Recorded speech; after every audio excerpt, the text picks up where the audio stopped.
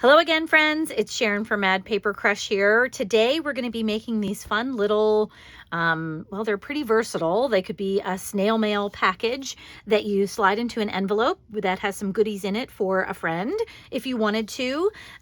They could be just something that you slip into a journal. So I have my idea journal right here. So you could just take one of these and slide it into a journal, and it could be filled with ephemera or whatever you'd like. You could also glue it down onto a page in your journal so that, it's stationary, and then you could just open up, the strings and pull out whatever's inside there.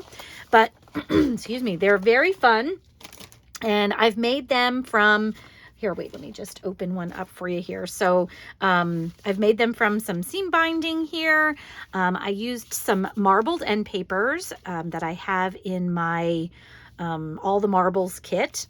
And then on the inside, so I'm going to take out the ephemera because I didn't make any of that. This is all just vintage ephemera that I put into this pack here. But then I also used, for the inside, I used my Brimfield Hotel kit as the inside of the envelope. So I used all different kinds of marbled pages, and then I also used some different pages from within the Brimfield kit to have some fun ledger insides here. So let's go ahead and get started and make these really fun little ephemera envelopes. One more thing before we get started. I would like to give away a couple of these ephemera envelopes. So if you would like to win one of them, you can do the following to be entered into a drawing to win one of these. So please be sure to subscribe to my channel, give this video a thumbs up, and then also comment down below and tell me your favorite types of vintage ephemera to either receive or to give away to friends. That's all you have to do. So I hope that you'll do that and be entered in to win one of these fun little ephemera holders. Thanks so much for watching. Let's go ahead and get started to make one of these. Okay, let's talk a little bit about tools and supplies. So as for tools, I'm going to be using my paper cutter. I'm going to probably be using this scoreboard a little bit to score some things. I'm also going to be using just some basics, pencil. This is what I use for my scoring tool, scissors, my corner rounder here, my art glitter glue is probably what I'm going to use to kind of glue things together. And then as far as tools, I think that's pretty much it. And then for supplies, I'm just using 2 pieces of 8.5 by 11 cardstock. And I chose to use a couple of the different prints from my Brimfield kit that I have. So I picked out some of the ones that I really liked the writing and stuff on. And I printed those out on one side, and then on the other side I printed a page from my All the Marbles kit on the back, because I wanted these to be double-sided so that I could just fold things over and not have to worry about recovering anything or anything like that. So I'm using the Brimfield, and then on the other side I'm using my All the Marbles kit. Now, one thing to just note is that you can see this page obviously has a right side up and an upside down, since there is words and things on it.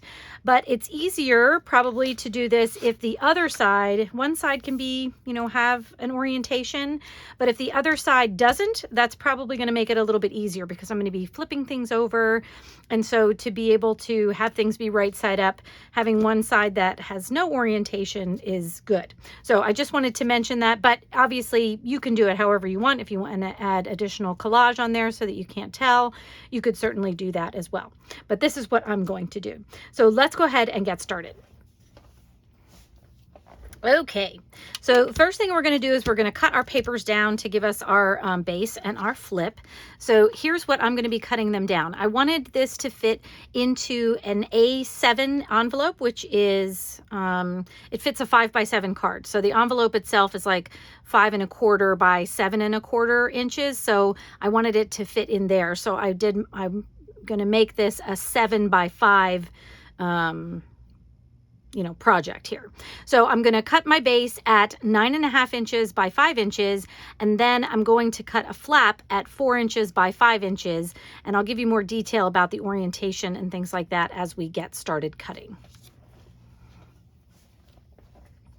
So for the 9.5 by 5, I'm just going to, this is the most of the background is going to show on that piece, the one that I cut at 9.5 by 5. So I want to just kind of take a look and see, you know, which background I like better. The bottom's not going to show as much, but the middle, some of the middle parts and the top parts are going to show more. So I really like this handwriting here on that. So I think I'm going to try to choose that one.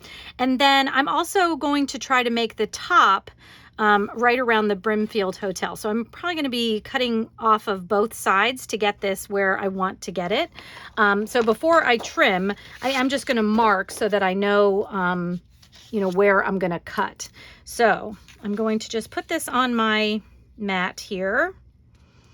And I want to get the center of this page because I think this is pretty well centered in here. But actually, you know what I think might make more sense? I'm just going to look at the base of this print here on either side of where the Brimfield Hotel is.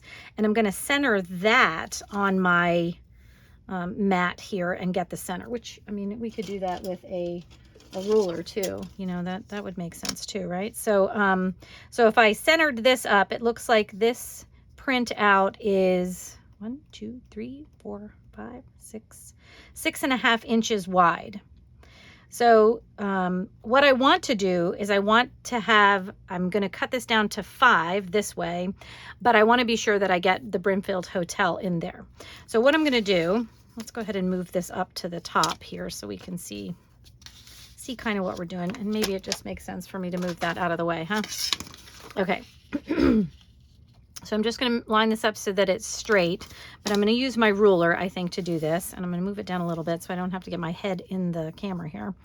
But I'm going to line this up on one end. And I think I said it was about 6.5 inches. So let me just count that one more time so that I can get my math right. 1, 2, 3, 4, 5, 6.5.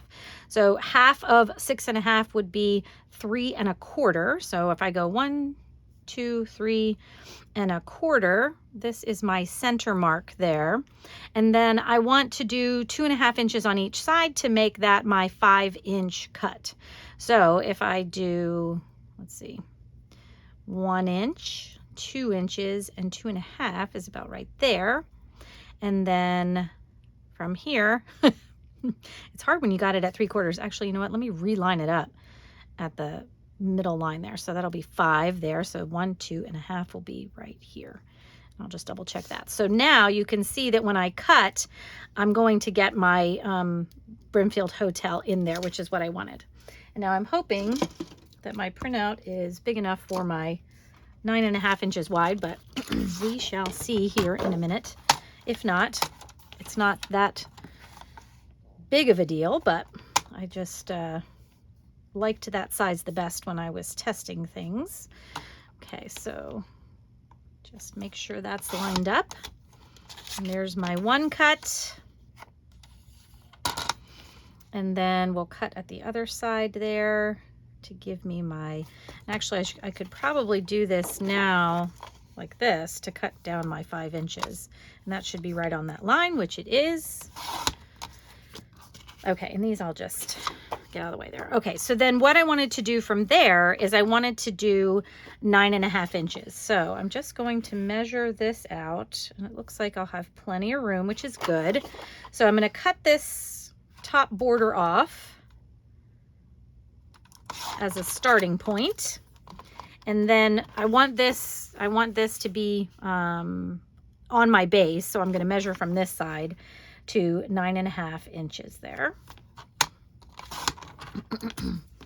And that turned out just the way I wanted it to. And like I said, I have my marbled paper on the back there. So now we're going to cut the flap, and the flap we're going to do at 4 inches by 5 inches. So I want it to be the same width as this. So I'm going to just mark this based on what I've already cut here, just to make it a little easier. So I know where my 5 inches is. 5 inches is. And then this one,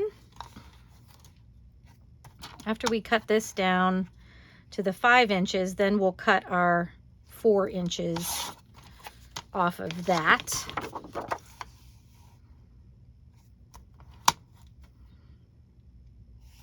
Okay. And now I can decide, you know, if I want this as part of the flap when I flip it up or not.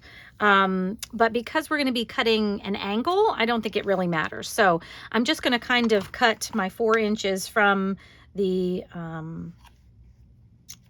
middle of this page. And I'll probably hang on to this because I could use that for something else.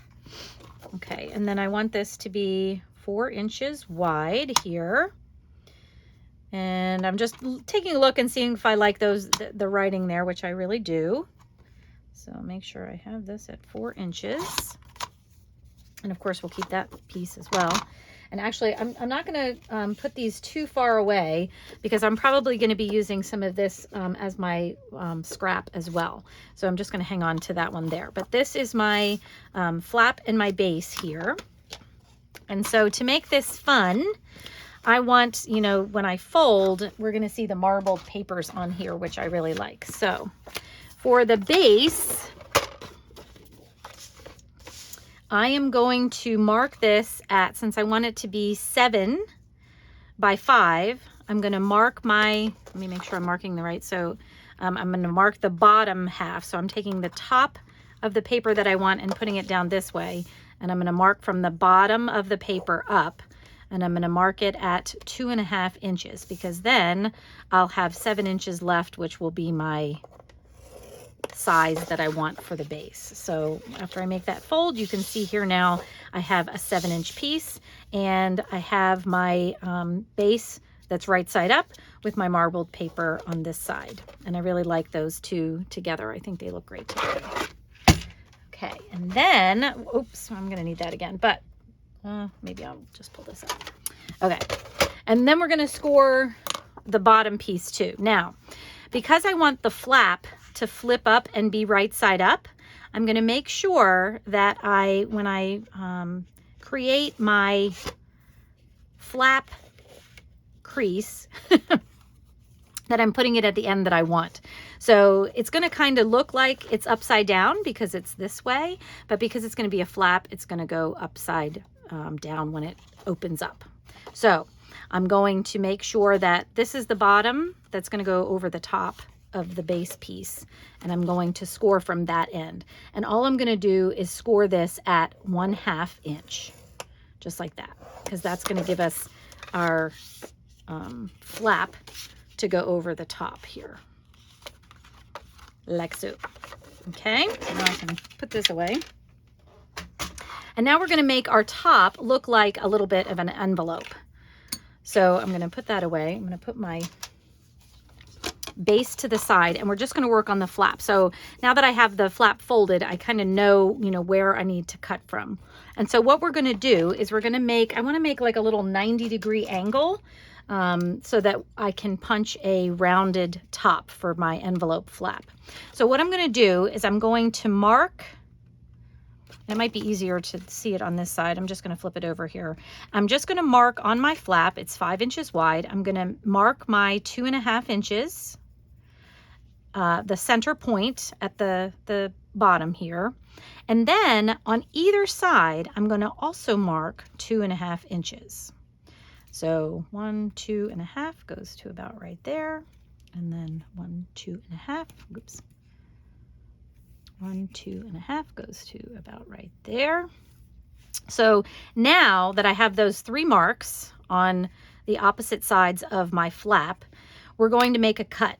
And the cut that I'm going to make is going to go from my center point, and I'm just going to mark this lightly, my center point down to my 2.5 inch mark there, and then my center point to my 2.5 inch mark down there.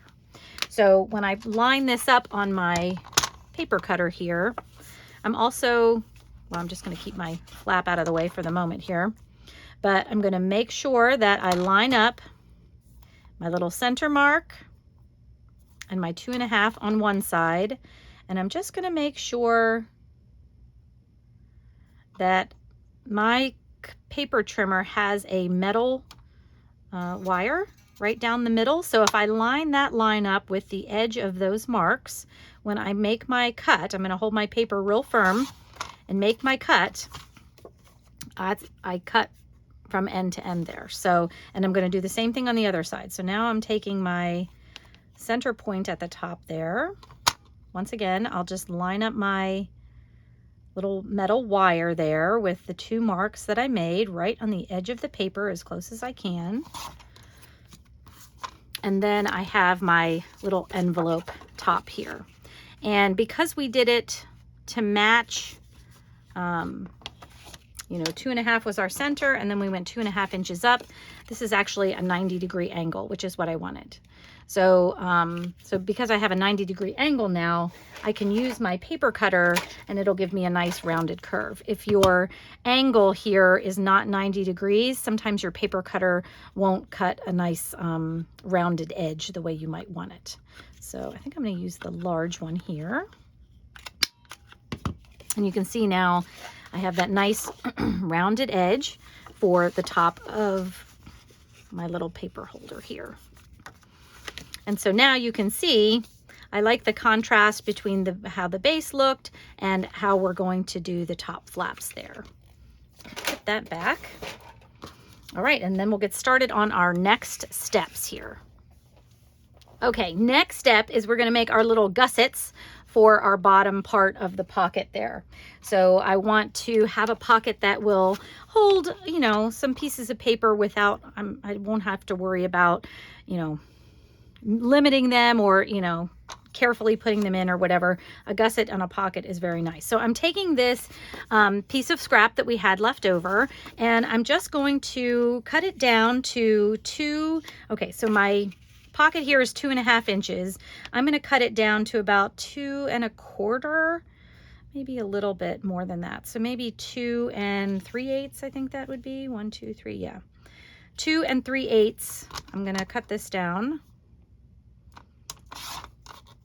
And then I'm going to cut a piece off of that, 2 pieces off of that at about 1 inch. So we're going to use these to make our little gussets on the side here.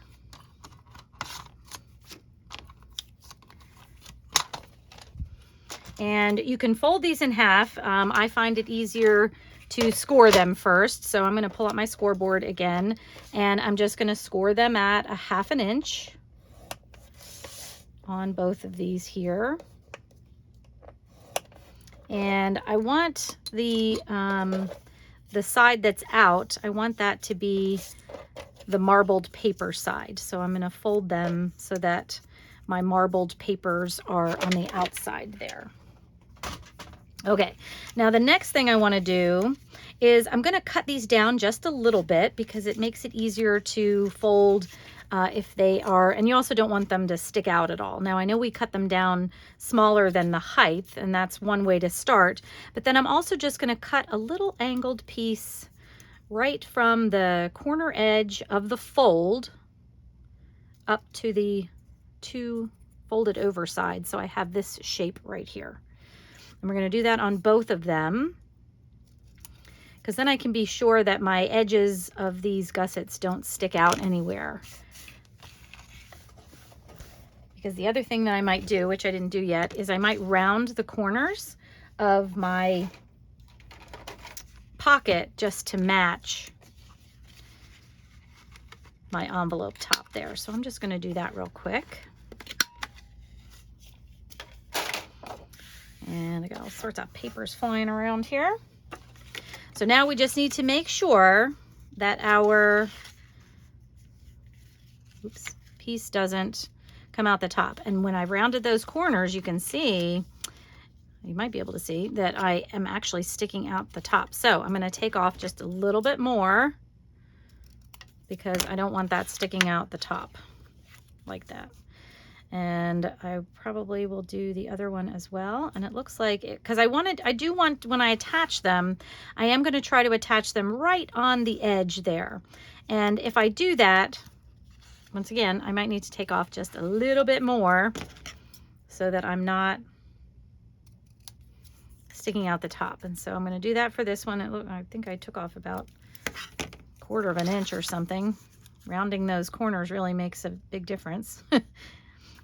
And I think we're almost there on this one. I might take off just a little bit more.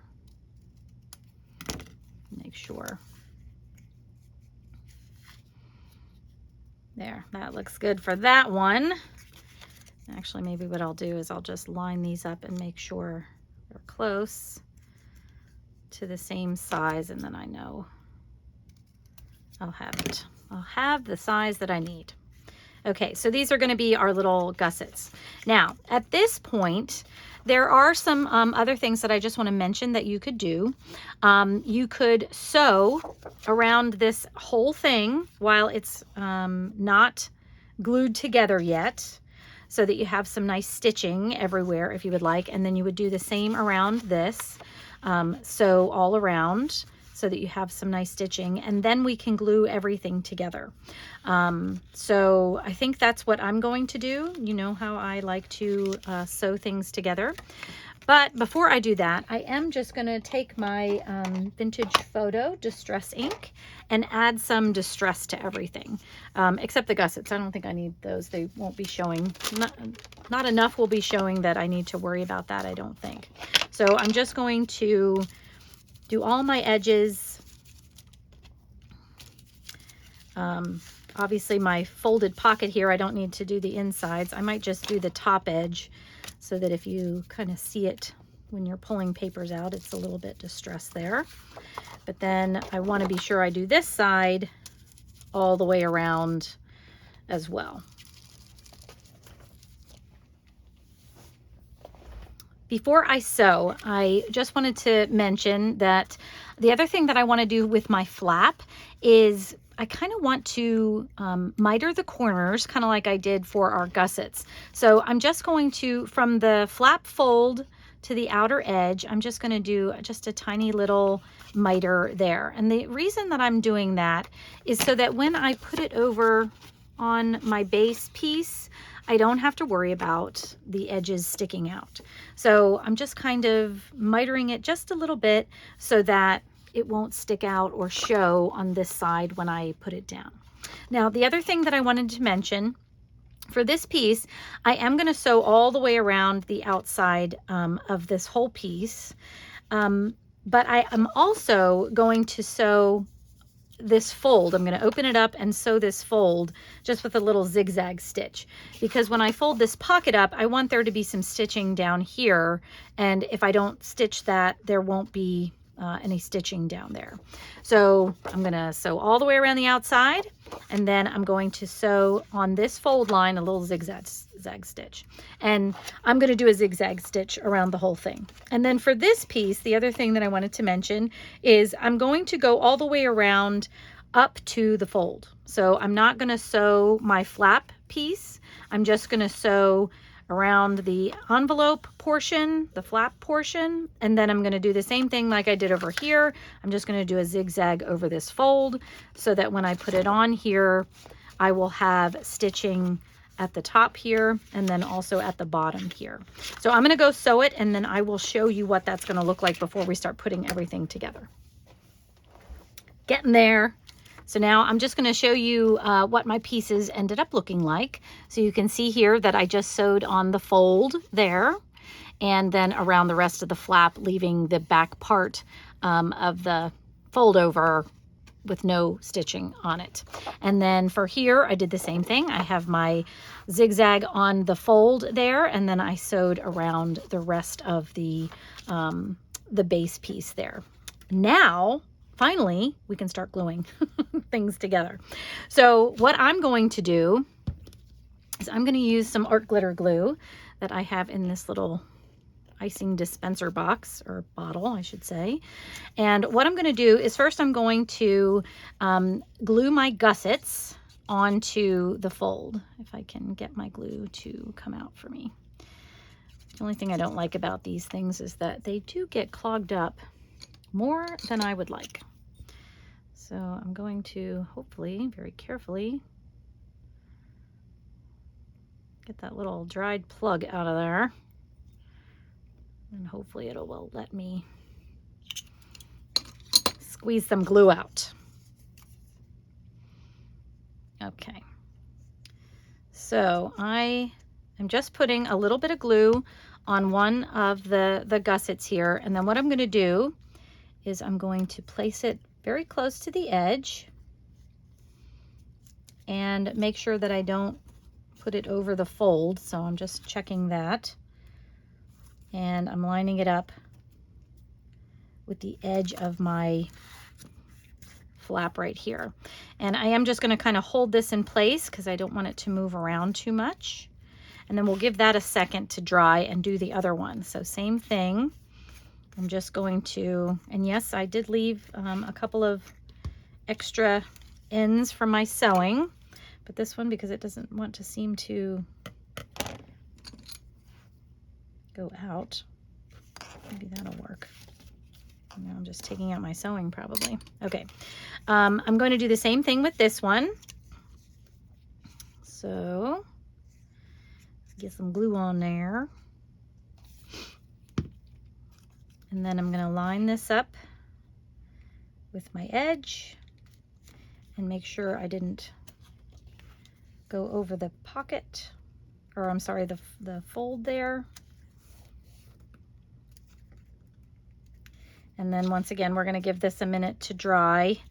The reason I'm using the art glitter glue is that it does dry fairly quickly, but I don't want to glue the other side down until I know the one side is set. So I think I'm just going to let those go for a minute so that we can let them get dry. And what I'll do is I'll do the flap up at the top. So we'll turn this around a little bit. And then what I'm going to do for the flap is I'm just going to add glue to this inside little fold up to our crease that we made, our little score mark that we made at 1/2 inch there. And this is quite a bit of glue. I don't think I need quite that much. And then I'm going to make sure it is lined up at the top there, meaning my edges are even. And then we're going to let that dry there as well. Now, since I don't have to glue anything else on this one, I don't need to worry so much about it, but I do want it to dry there. So I'm just going to leave that go, and these are probably good to go now. And so to finish these off, I'm just going to, on the other side of the gusset, being careful not to go over the edges because I don't want to glue this gusset together. I'm just going to add a little glue there. And then carefully, we're going to fold this over and hold that down until that grabs there.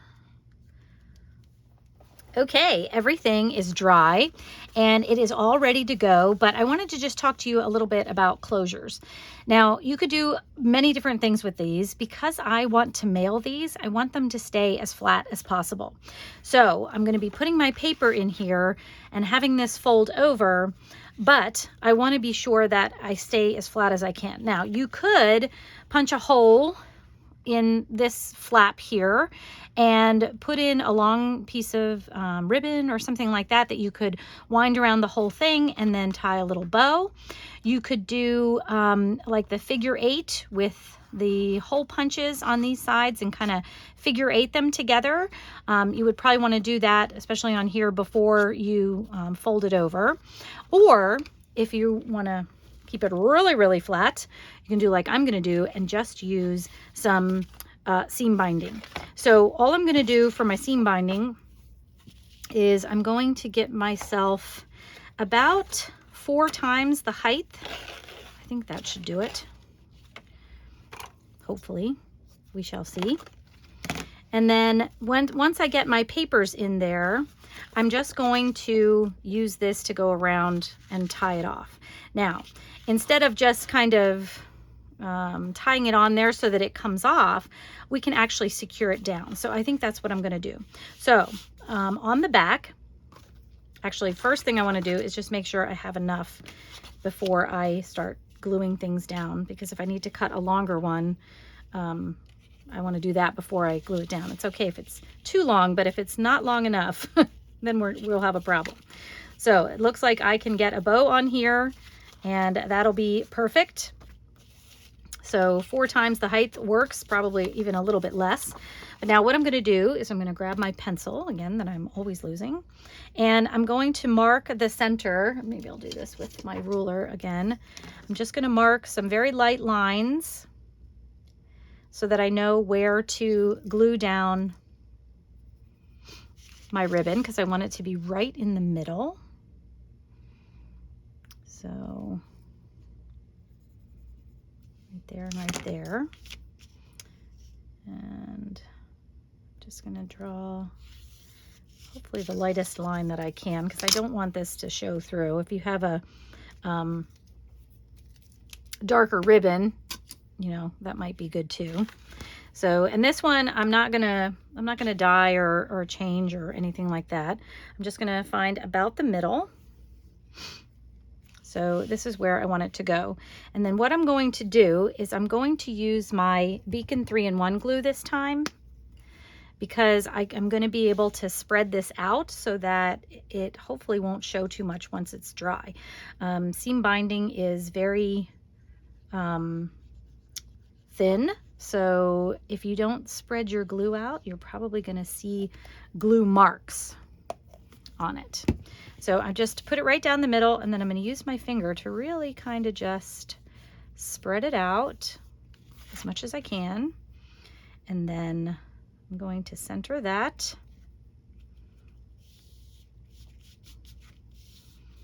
And we'll give that just a second to set up, and then you'll be able to see the finished product. Okay, my glue is dry on the back here, and as you can see, it's just very faint. You can't really see the glue lines there, which is exactly what I wanted. So now I'm going to turn it over.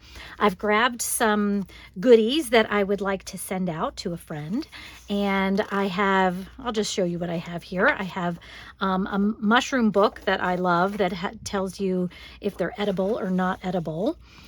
In here, I'll go from back to front here. I also have from the same publisher a flowering shrubs book that I love too, so I put one of those in there, and it also just explains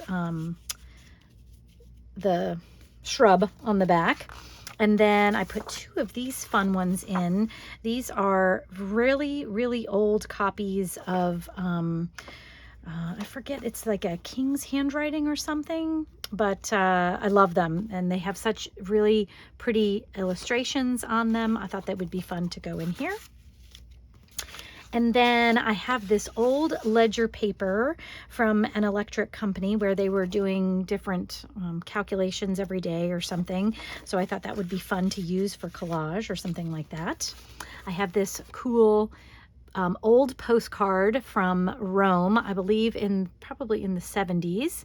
Basilica di Saint Maria Maggiore. I'm not sure exactly how to say that, but I love that postcard. So I'm going to put that in there too. And then I have some cuttings from magazines. So I have this one that has some recipes on this side, but it had a couple of fun and some of these were already cut up. Like, I didn't even cut them up.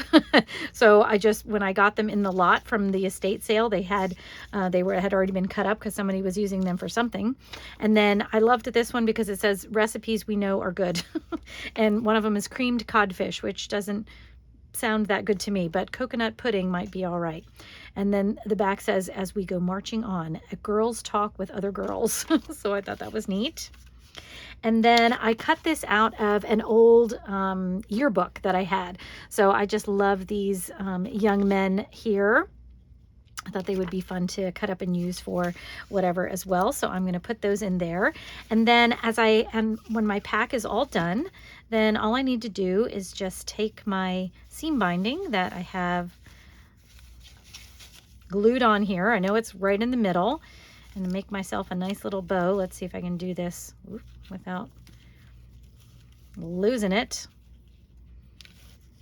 There we go. And as you can see, this is pretty long, so I can cut this down just a little bit. I want to be able to retie it if I want to, but I'm going to go ahead and cut off a little bit. That wasn't too much, so that 4 times the height is probably pretty good since that's all I had left to cut off.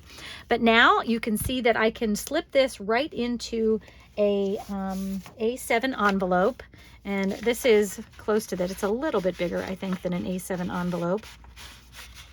But that would tuck right in there, and I can send that out, mail it out, and have it ready to go. So I hoped you enjoyed this little tutorial to make a fun little snail mail pack for friends, and I hope that you decide to make one. If you do, please tag me and let me know. I hope you enjoyed this video, friends. Take care, and I will see you in the next video. Bye-bye. Don't forget to like, subscribe, and comment down below to be entered into the giveaway. See you in the next video.